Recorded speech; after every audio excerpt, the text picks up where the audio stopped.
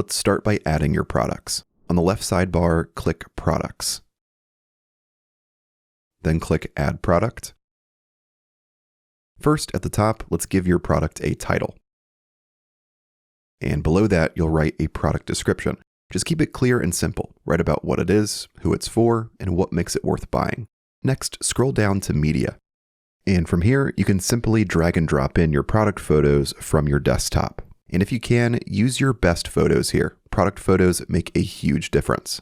Now scroll down to Pricing and set your price. Under Inventory, you can choose whether you want Shopify to track quantity. Next, scroll down to Shipping. Here you'll find some basic shipping options that allow you to change things like product weight. For now, we'll continue scrolling down to Variants. To add product variants, click Add Options like size or color, and then you can scroll through the list and find the product variant you want to add. After that, scroll down to Category Meta Fields. Here you can set tags that help you organize different products on your store. When you start adding in a bunch of different products and creating collections, this can be really helpful. Now scroll back up and make sure the product status is set to active so it can actually show on your store.